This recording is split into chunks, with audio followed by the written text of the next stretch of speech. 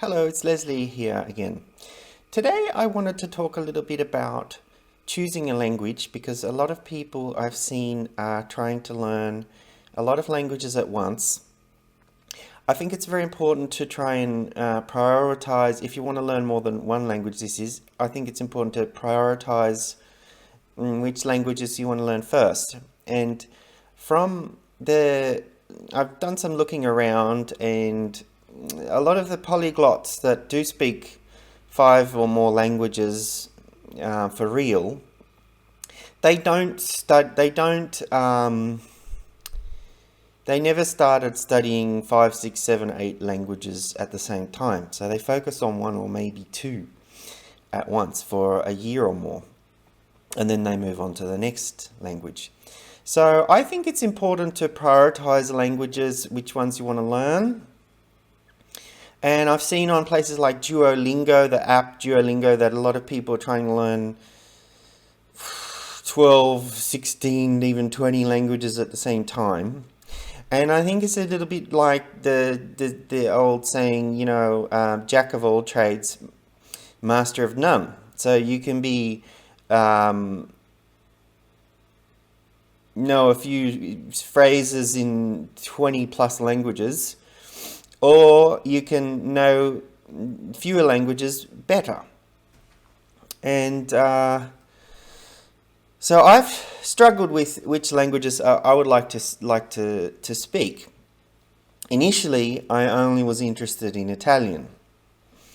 And nowadays, and then actually I didn't study Italian, I studied Spanish first. And then I realized, well, I could go back and do Italian. But for example, for me, it would have been the logical choice for me to learn another language would be, say, Portuguese. And I even started looking into learning a little bit of Portuguese, say it right in Portuguese. Because the languages are so similar, and it's actually a lot easier to learn for me, Portuguese. So I started looking into it, and I bought a few things, and I essentially quit after only a couple of hours. And I realized it wasn't so much quitting, it was just like, this language is not for me. And I felt like, and I wasn't really sure, maybe I wasn't honest with myself about what languages I prioritize. And I realize now that for me, the most important thing I think is the culture behind the language. If you're not really interested in the culture, then you don't have that curiosity that you have with other languages where you are interested in them. So for example, for me, I'm very curious about Italian culture, about Russian culture, and about Japanese culture. And a little bit about Finnish as well. So those are the languages that I'm going to be going for. I've sort of thought about this over the last year. And I think it's, for me personally, I don't tend to like the languages like, for example, French, where the pronunciation doesn't match what's written on the page. Like if I look at the word, say, Bordeaux, and it's got an X in it, or, silent T's and all this sort of thing, I can't handle it. I don't, a little bit like English is actually like that. I don't like inconsistent phonetics. So that's one reason I like Italian, because you can just read it straight away. It's got a very predictable stress pattern. I think the stress falls on the second last syllable in most words. So I like that. And I also like, for example, in Italian, I'll pause this. Sorry, I have to pause. Sorry about that. So I was talking a little bit about the phonetics. I'm not that keen on languages that have inconsistent phonetics that aren't read. If you read it, it sounds completely different. With Italian, for example, I like the fact that it's a singy language, or it can be, or it's very, I think it's 50% vowels and 50% consonants, and it sounds, to me, it sounds wonderful, okay? So I've always liked Italian. Now, with Russian, I like Russian because it's a very strong language. People say German's a strong language. I don't think it's as strong sounding as Russian. You know, when you hear German guys saying "fumpf," doesn't sound very strong to me. So Russian has a lot of consonants. It's a consonant-heavy language like vot, tak, vtornik, zavtrak, all these sort of things. So it sounds like a little bit like Klingon. I love it. The more I learn, the more I want to learn. I have this curiosity with it. But there's also, I really am curious about Russian and Soviet culture behind it. So maybe, in many ways, maybe today, if you're young today, you might be curious about, say, North Korea or something like that. Well, when I was growing up, we were very curious about, some of us anyway, we were very curious about the Soviet Union. And it was all a little bit mysterious with the Iron Curtain and everything like that. So, maybe if you're curious about North Korea, then the language for you would be Korean. So, for example, I wanted to know what was written on the posters, on the Soviet posters, or I want to know what people are talking about. I'm also not very keen on nasal sounding languages like French, for example, and Portuguese. I don't, it's not me. So, and I think that's important, not just to like the culture behind the language, but also how it sounds. I know that's very simple to say that, but if you don't like how the language sounds, then think twice about learning it because, for example, I'm not that keen on the sound of Arabic. And while I'm somewhat curious about it, I've turned myself off of Arabic. But I would be more curious about Farsi or something like that because I like the sound of it a bit more. And it's Iran, So I think what I'm trying to say is know why you want to learn the language, like the sound of it, like the culture. Those are the languages you're more likely to have success with. For me, I pretty much abandoned Portuguese straight away. Although I went to Portugal, I went to Brazil where they speak Portuguese, and I liked it at the time, but I don't have the same curiosity about it as I do with Russia and Italy, right? So even though I love Rio de Janeiro, love it, it just it's not my priority at the moment. So who knows? Maybe it'll change. But yeah.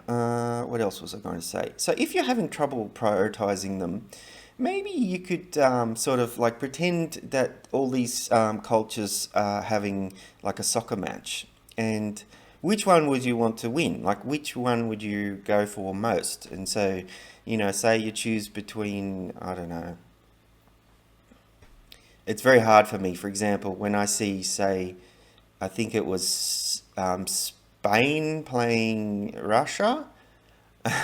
That was a little bit hard because I didn't know who to go for because I'm interested in both. Anyway, so try and think of it. Maybe if you're having trouble, think of it like a soccer tournament or like a World Soccer Cup.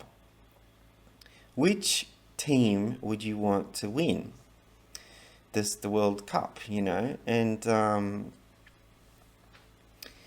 earlier, was it this year or last year? I wanted the Russia to win. So anyway, now it'd probably be Italy, and it's just one way I think of looking at it. let me pause this again. Oh yeah, the other thing I was going to say was that some languages have turned me off. Like, for example, I know it sounds funny, but when I found out that they eat frogs' legs in um, France, it turned me off of this culture. And say, for example, as well, my father grew up in World War Two. He, yeah, my father grew up in World War Two, and they were fighting against the Germans. So I really, in the back of my mind, wasn't that keen on learning German ever. Another thing I'll say is that in the beginning, I wanted to study the languages with the most number of speakers. Say, for example, Spanish has a lot of native Spanish speakers. You know, not Italian, Russian has 190 million or something plus speakers. And Japanese, I think, has 125 million speakers. And I wasn't very interested in learning languages with a very small base, you know, but now I've changed a little bit, and based on the culture thing I'm talking about. For example, when I was renting bikes in Tenerife, I was exposed to a lot of European cultures, and one of my favorite clients were Finnish people. And so I've naturally got more curiosity about Finnish. That's where that came from. And so that language is also, again, it's very, it sounds to me good. I like the sound of it. It's, you know, rakataka thing. And the pronunciation, I think, is fairly easy. Yeah, so one day I'll start looking at that. And another thing I got that turns me off of some languages, my heritage is Dutch, and the Dutch vowels are kind of notoriously a little bit difficult. So I don't like the sound of Dutch. I never learnt Dutch. I could never get the vowels right. So that never happened. Even though my mum can speak Dutch and understand Dutch, not fluent, but they're all Dutchies. It didn't really interest me. So same with Danish, I suppose, and all these sort of things. I'm not that keen on those languages with a lot of vowel sounds. So the other thing is the tonal languages, like, is this recording still? Yes. The tonal languages like Chinese, I'm not that, I'm pretty tone deaf. So I grew up in Hurstville. There was a lot of Chinese people. You know, it was all well, maybe I was overexposed to it because I'm not really interested in Chinese, and I think it's because, yeah, it's tricky with the whole alphabet situation. You know, they don't have the alphabet thing. It's pictorial, and the tonal thing. I'm not one for tonal languages. You know, Vietnamese and Chinese. So these are the things that I'll suggest to people. Like, if you do, maybe, for example, if you are a musician and you're not tone deaf like me, maybe that would interest you more to learn a tonal language. But for me, I kind of know what I don't like. But some people, you know, if you're not sure what to learn, this is my advice to you. Just sort of look at the culture and think about the, you know, the consonants, the stress pattern, the vowels. Do you like the sound of it? And what else was I going to say? I'll pause it. There's one thing I want. Yeah, the last thing I'll say is I've seen it written. Oh, this such and such language will help my career. I wouldn't really choose a language based on that because I think you won't have the motivation to stick with it for hundreds of hours that you're going to need to. So, I just don't think that's a good reason to learn a language. Say Chinese. Say you think Chinese is going to help your career. Well, unless you like the Chinese culture and you want to plan on moving there or dealing with Chinese, but why would you want to learn that? Don't just learn a thing because you think you're going to be more valuable to someone else. Learn the one that you want to learn. And anyway, um, if you learn the one that you want to learn, you'll probably find that there's fewer. Say you want to learn Polish or something, you probably find there's less people doing that than the most obvious ones. So I don't think, yeah, that's it. Just I don't. I never. I'm not. I never chose my languages based on career aspirations. It's more about just the culture and how it sounds. So that's what I'm going to leave you with today. I hope it's been some help to you. Bye.